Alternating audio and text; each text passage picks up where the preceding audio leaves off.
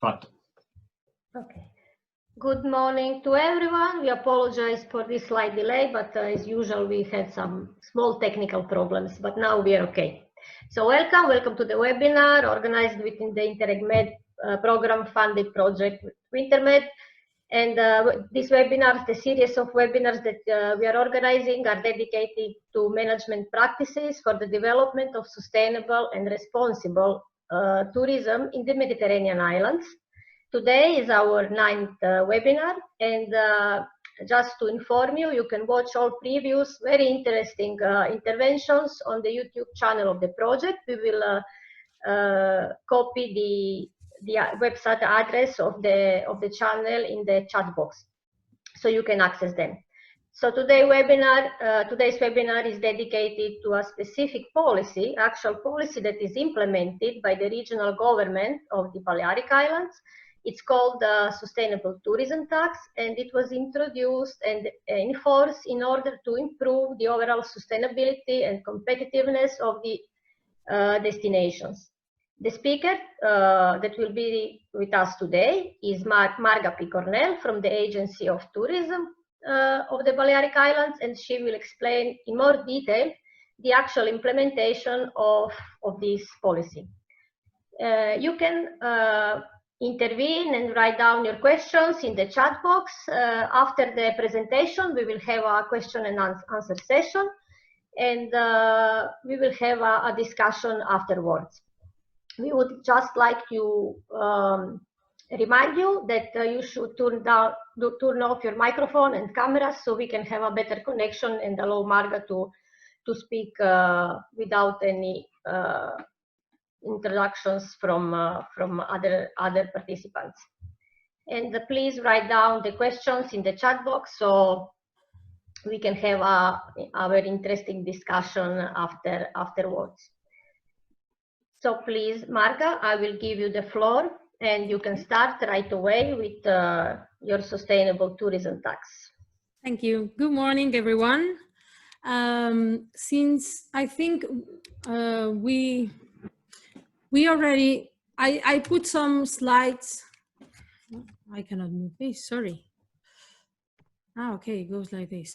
I will skip the beginning because you already know the general information about the Balearic Islands from the previous GP, Better in Winter, which I explained to you that we have a huge, tremendous tourism system in the Balearic Islands with 16 million and almost a half, 16.5 million tourists arriving every year, mainly from airports. Yeah. So I'll skip this part because you all know. Yeah, we also have seen that the Balearic Islands mostly depend on two major markets, which are Germany and the UK.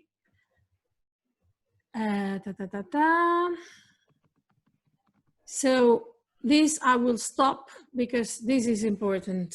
Because of having that much number of tourist arrivals every year and concentrated in summer, we had to do something, and we decided, the government, in 2016 and 2 years before that, to implement, to move towards a model of more sustainability, from mass tourism to a sustainable tourism model.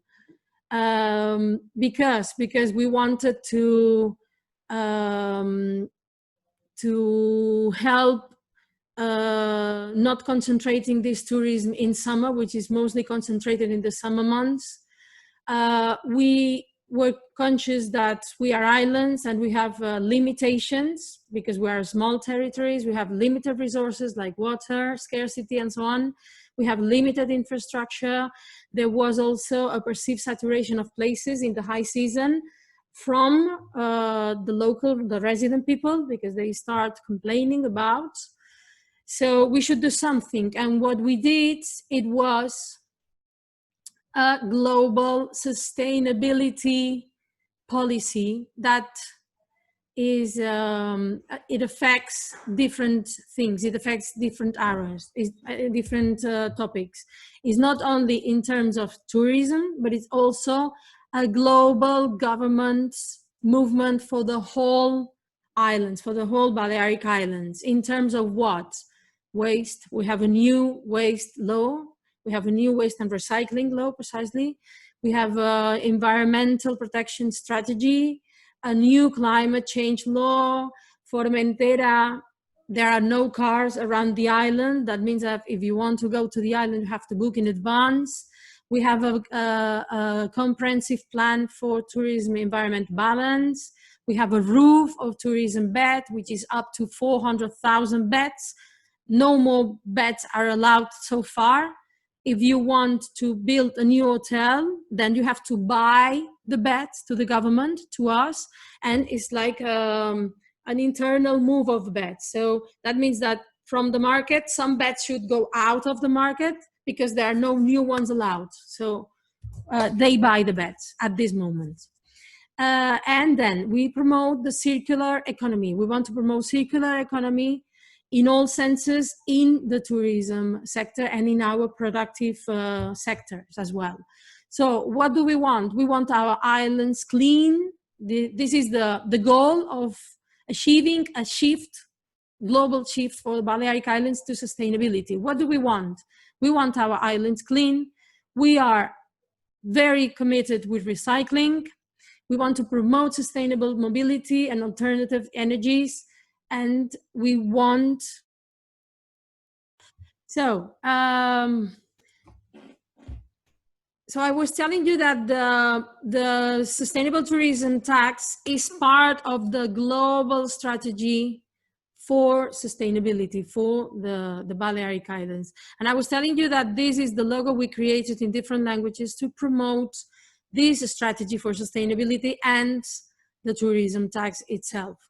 So what's the purpose of the tax? The purpose is to compensate the Balearic society for the cost involved in tourism.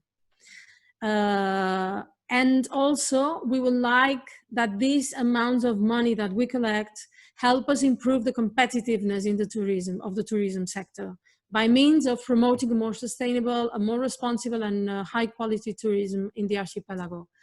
This link here, sustainableislands.travel, is the website that we created 2 years ago to promote the sustainable tax, and from where anybody can see all the projects going on since 2017 and now. So here you have, well, there is, how does it work?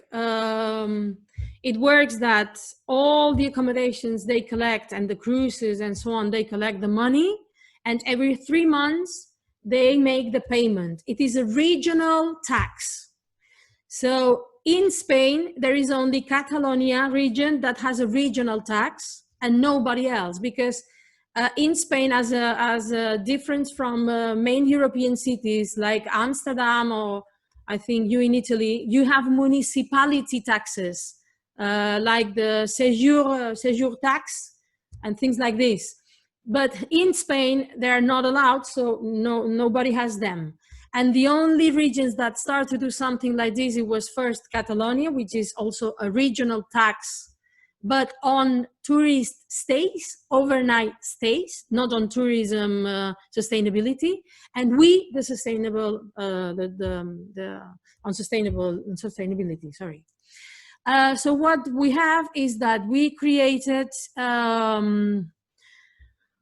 like a consortium, and the consortium is, inside the consortium there is private and public participation, and they decide the purposes every year of the tax, where does the money go to. And there is also, the first thing we had to do, it was to change the law, create a new law to create the tax. And the law has these two legal entities. One is the Sustainable Tourism Fund, which is a fund where all the money goes there. And there is the consortium, the Sustainable Tourism Fund Consortium.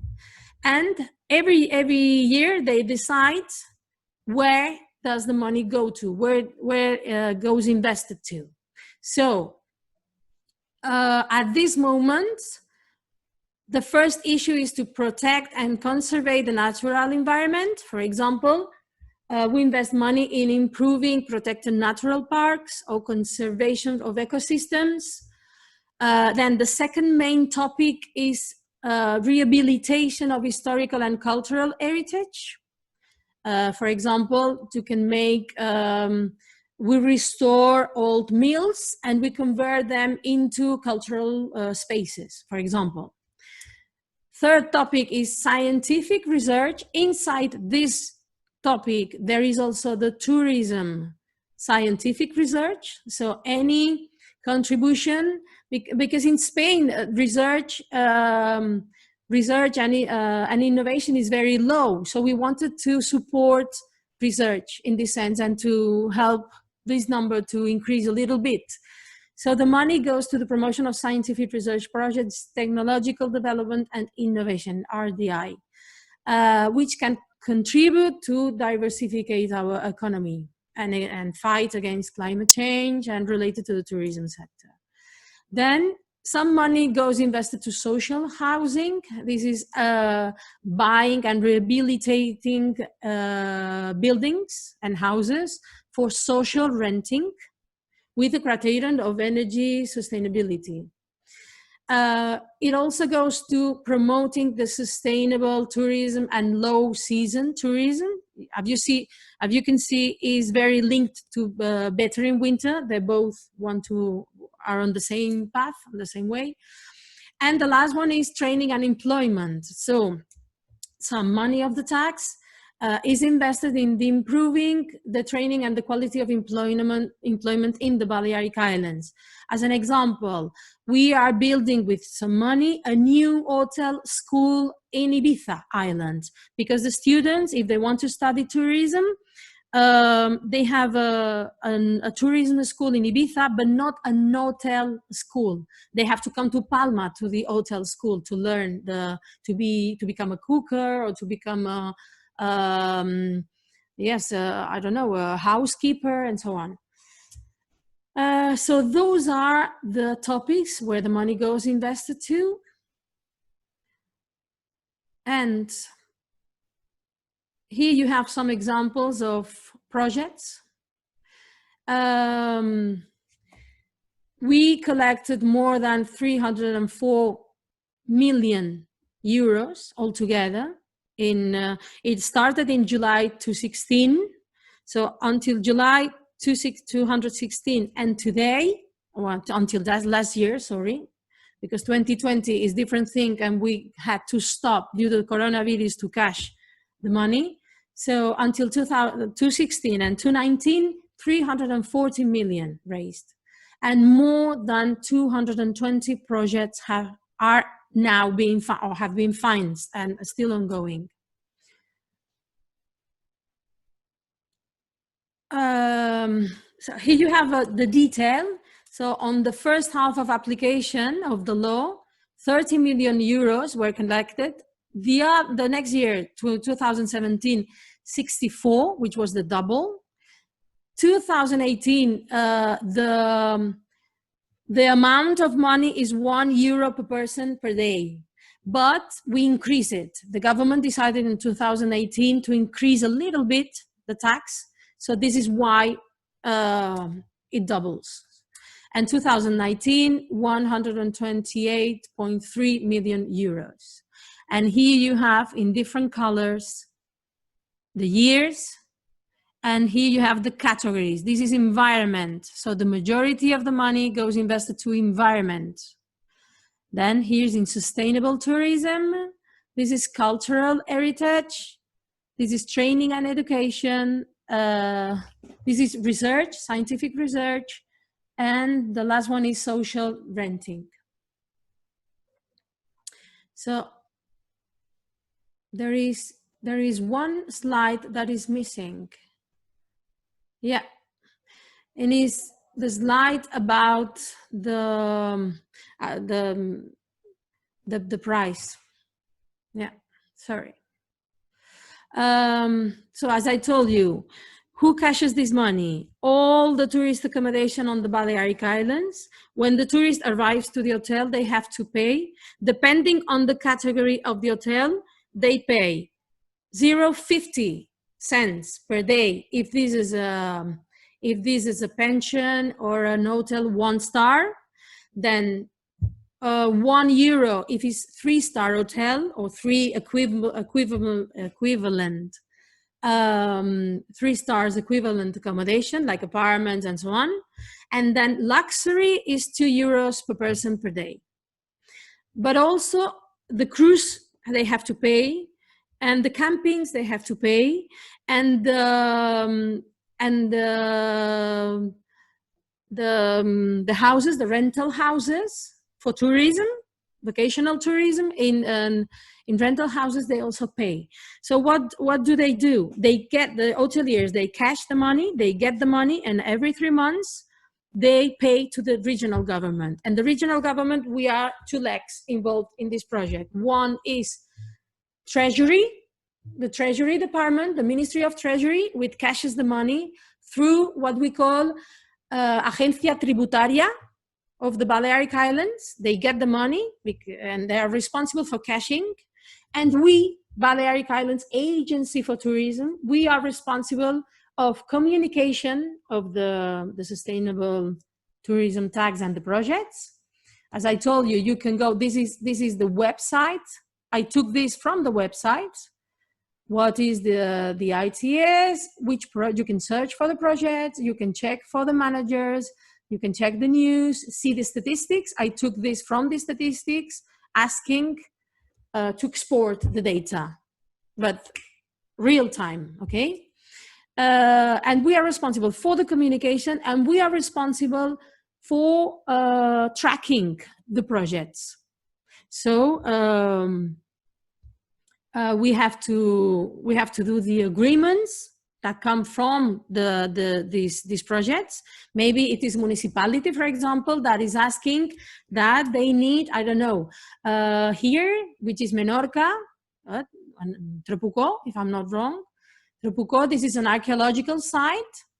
Maybe the municipality asks for money to put, I don't know, fences or whatever. We have to do the agreement with this municipality or with this insular council or whatever, and then they do the improvements, and we check, and we monitor the project until the end, and then at the end we pay them. This is how it works. We pay the municipality, or we pay the association or whatever entity asked for the money, because you can apply, you can present your projects to the Sustainable Tourism Fund and then get funded, and the commission approves it or not. It depends on the importance of the project. And then at the end, we are responsible for all the administrative papers and so on, as we, the Agency for Tourism. So what else? Here you have an example, a concrete one. This is improving the coastline of Sant Antoni de Portmany. This is Ibiza Island. It's a project of 5 years. The budget is 10 million euros that we're giving to these people. I think it's the Insular Council of Ibiza. And the project consists on creating a promenade for pedestrians and cyclists that connect the whole of the coast, improving the infrastructure of this bay, of the area.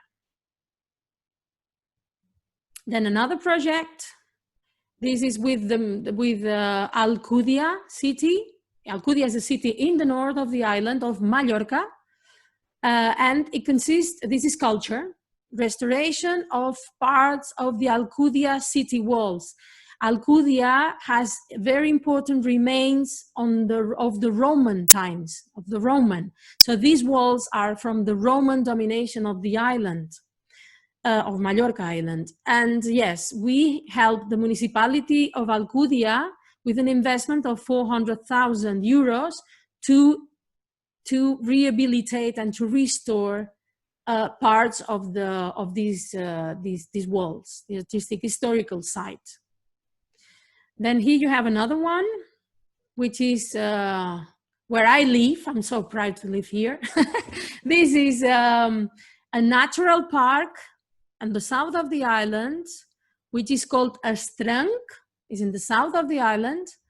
And the project is environmental, and it consists on recovering the dune systems in this natural park. It was declared natural park in 2017, oh, 18, sorry, in 2018. So now, for the conservation of this dune, because of the tourism pressure, we have invested 800,000 euros in 2 years' time, or we will invest. And also, the dune system project, it affects this park in Mallorca, but also affects other natural parks in the other islands, in Menorca, and Ibiza, and Formentera. So, stakeholders and timescale. Who are the main beneficiary? Public administrations of the Balearic Islands, as I told you, or municipalities, or island consuls, insular councils, or other regional administrations. They can ask for investment projects. Maybe we have the Ministry of Environment that asks us money to improve, I don't know, or maybe to improve the water desalination plant, whatever. It can be projects of any kind. It started, as I told you, in July 2016 and is still ongoing. So what do we think this practice is good or can be interesting for other regions?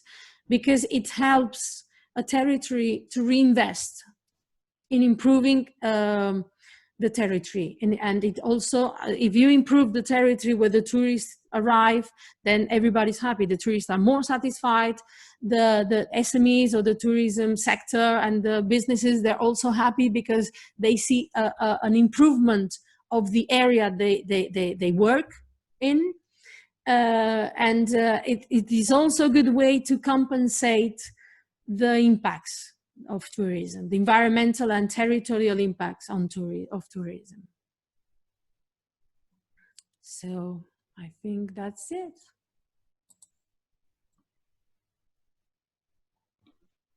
Stop. Okay. Sharing. Thank you, Marga.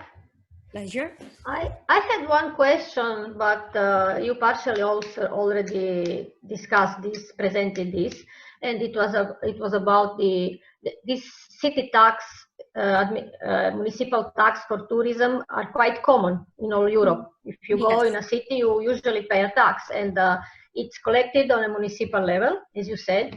But what my question was, it was different in Spain. You have this regional tax. Previous the introduction of the sustainable tourism tax, did you have some other form of taxation? Well, in the year 2000, with the Balearic Islands, we always the first ones in Spain of doing something. It is like this because the big hotel companies, they are from the Balearic Islands. They begin here. Sol Meliá is from Mallorca.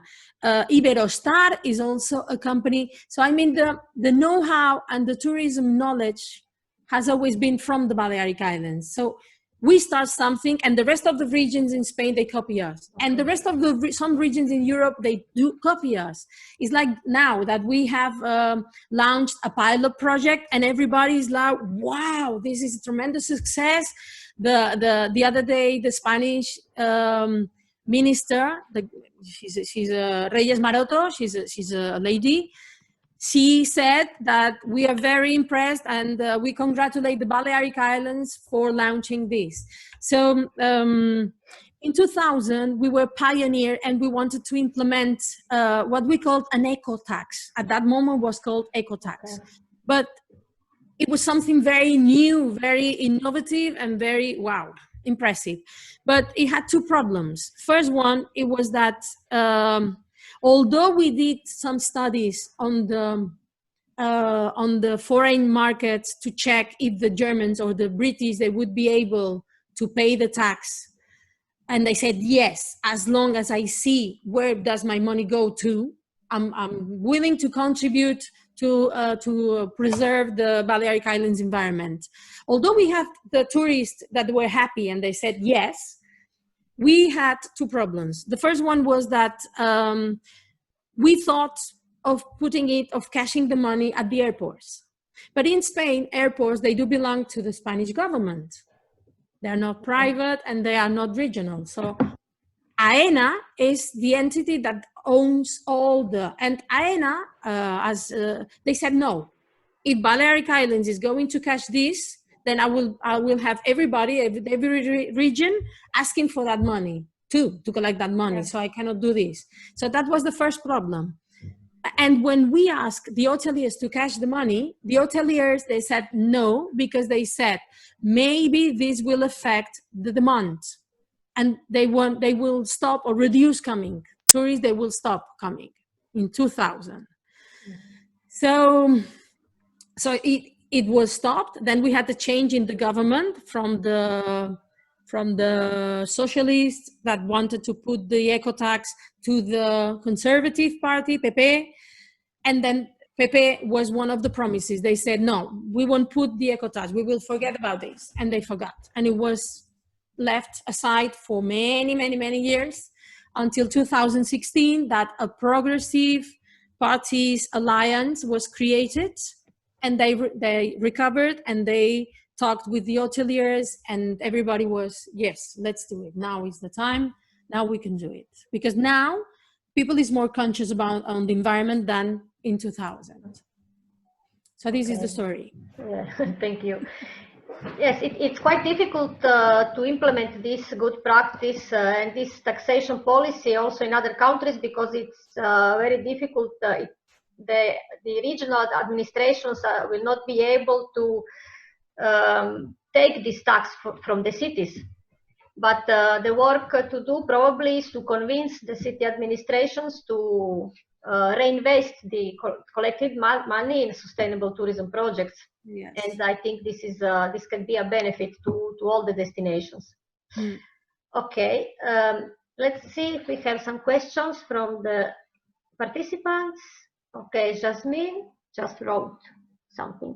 Okay, have some actions been taken to raise awareness prior to the law of decree to make its objectives known to the stakeholders of tourist establishments? If so, which ones? And how did they react to this tax? Okay, let's divide the question. So can you repeat the first part of the question and then if you did some actions of awareness raising to inform your stakeholders about this law and to make its objectives known to the stakeholders of tourist establishments? Well, yes, of course, because we needed their collaboration, otherwise it wouldn't work. Because now everybody that has a tourism business in the accommodation sector, they have to cash the money because it's compulsory by law. Yeah. Regional law is compulsory. So you have to cash the money. At the beginning, they said, well, but I don't have people enough at the reception to do this job. But now at the end, they're happy. Because if you cash the money and then you as government, you take it for yourself, like the cities they do. They cash the money and they keep it for the municipality. But in this case, the money goes invested, and the hoteliers, they see improvement in the areas of their activity. So they're happy to cash the money because they see direct implementation.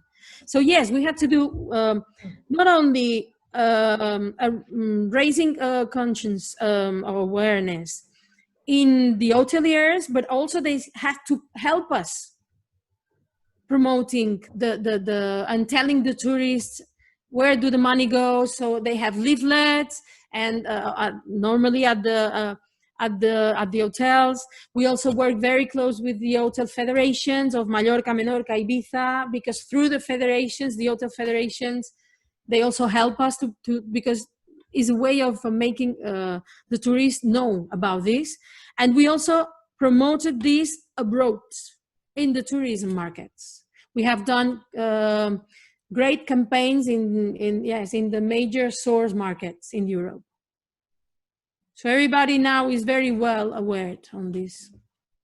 Okay, great. So they see the benefit that these projects. They see the benefit, yes. Yeah. Okay. But there's also with the hoteliers now, there's a good feeling.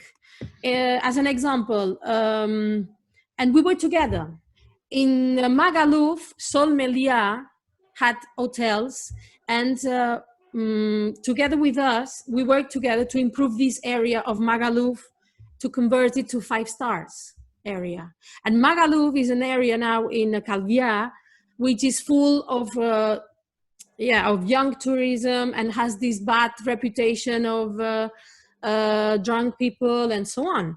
So Sol Melia invested in their hotels on Magaluf area, but we also invested on that area specifically to improve some streets and pavements and making a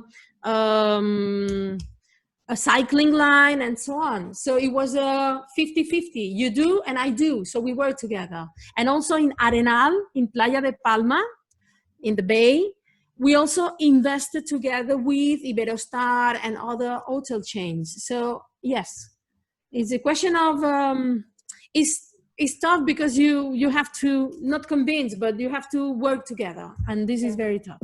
The cooperation between all the cooperation stakeholders. Sometimes is difficult to reach, but at this point we did it. I think the next comment is also relates to this issue. Christina Brščić from Poreć comments that sometimes the hotel companies have other interests compared to the local administration, and the question was, how do you cooperate regarding the tax issues? Yes, as I told you, They said, okay, we have Magaluf, which was built during the years, the 60s and the 70s, and needs the area, the resort of Magaluf needs to be rehabilitated. So let's work together. And that's how we did it. Yeah. And we still do it because, as I told you at the beginning, we want to move and promote the circular economy. So now at this moment, we're working very close to the hotel federation in Mallorca, precisely because they have the majority of the hotels, to do something on this term. And before the confinement of the COVID crisis, we did a very interesting seminar together with the Hotel Association on how to save water, saving water in hotels. So we're doing different projects with them. And it's good for them and it's good for us. Okay, I think it's quite clear. I have another question.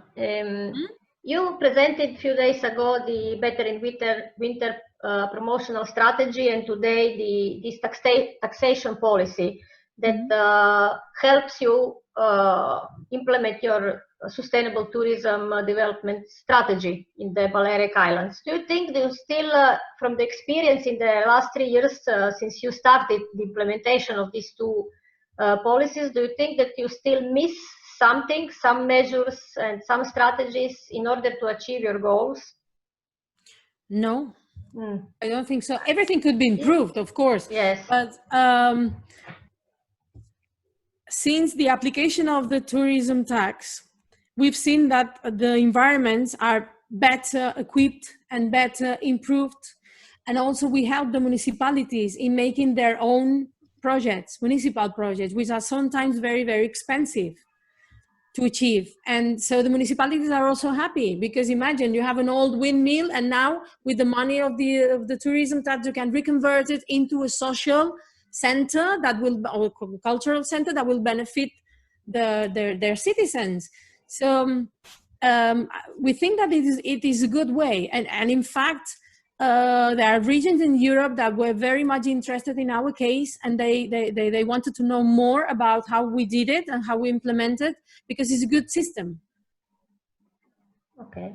Because we have total transparency of where the money goes to. You can go to the website and you can phone us and you can see where the money goes to. But sometimes the projects are very long in time. Maybe it takes 2, 3, 4, 5 years to see it. So now if you tell me, Marga, if we come into the Balearic Islands for the winter meeting, I want to see one of the projects. Yes, we will see one, but I will have to tell you the before and the, because sometimes they're not finished. Yeah. What I forgot to tell you is that the kids, they don't pay. The kids, until 16, children under 16, they don't pay. They're free to pay. And also we have reductions because we want to promote winter. We have reductions for winter stays. So in winter, if you come to the Balearic Islands, you don't pay the euro, you pay the half. But we residents, we also pay. If Carlos and me, we go to an hotel with our families, we also pay. Sure. Everybody pays because this is a European context. Yeah. If citizens from Europe, they come to visit us and they pay, we also have to pay. Yeah. Okay, thank you. I received in private chat a question from Katarina Milanovic, and it's the following.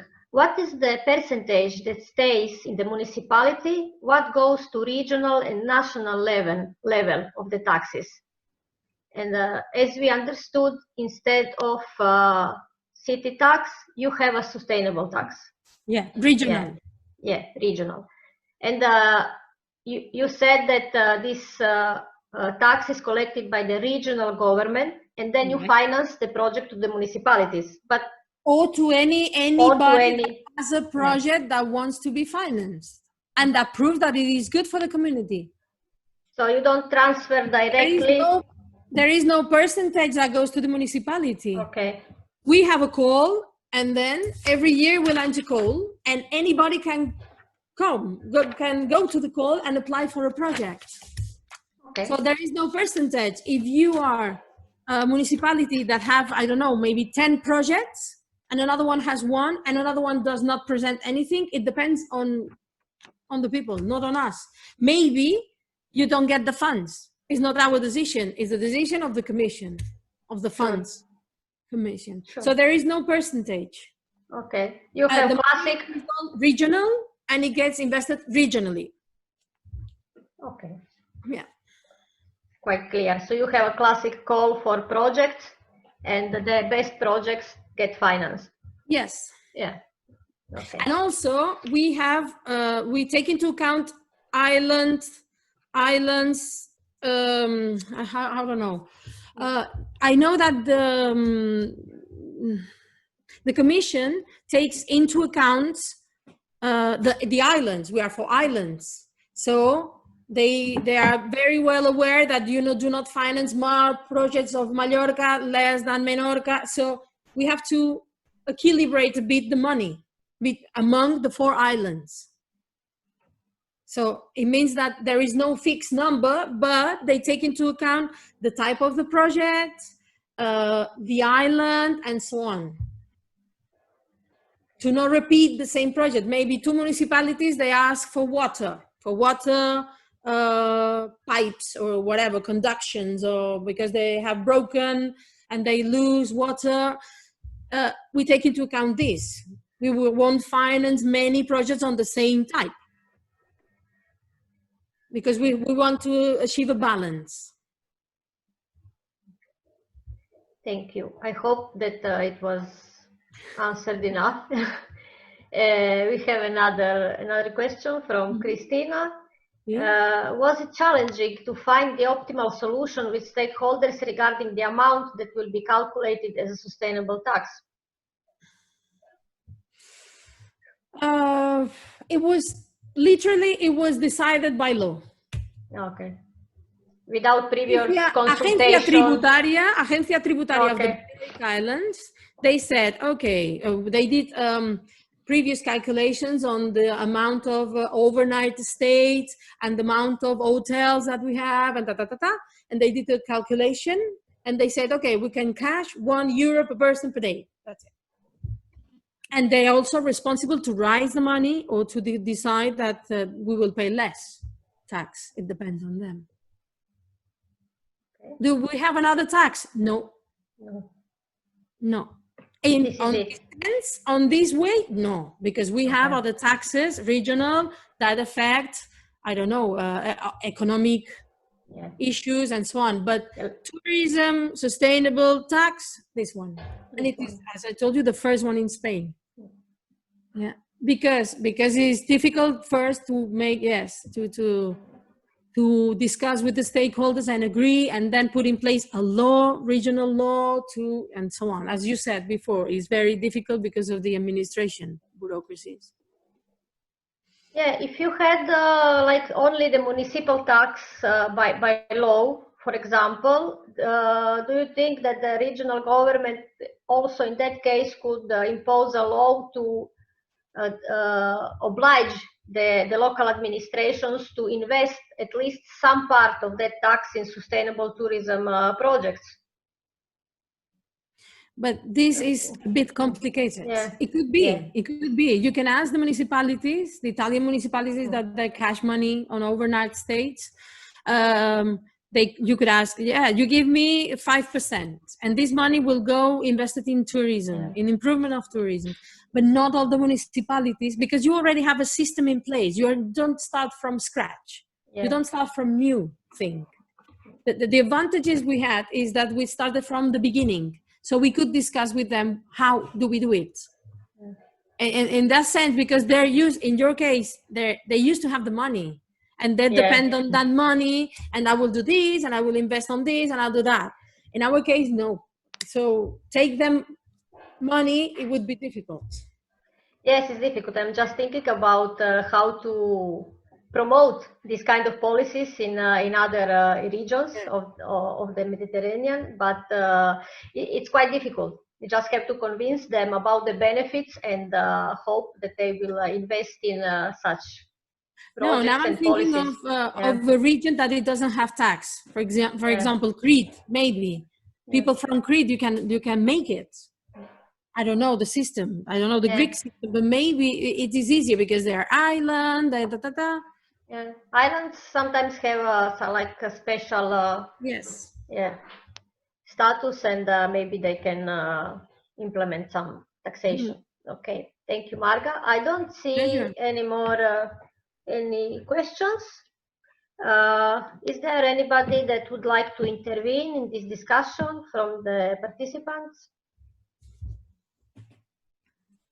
Okay, no. Then I think we can close today's webinar. Thank you, Marga, for this very interesting discussion, and also for the overall view that you gave us about your regional policies that are very, very interesting for us, and so on. Before closing this webinar, I would just like to remind all that this was the 9, but we have still 2 to go. The first one is tomorrow. I have to read the title. The tomorrow's webinar is about over-tourism and post-COVID, why calculating carrying capacity is still crucial. And then we have the last one on Monday, 6th of July, that is about a Horizon 2020 funded initiative, Civitas Destinations, and it's about the shared mobility agency in touristic destinations, so the mobility issues in islands. You can find, of course, all the information and the registration form on the website of Winternet Project. So thank you. Thank you very much. And see you tomorrow. See you very soon. Thank you. Thank you. Bye. Bye. Bye.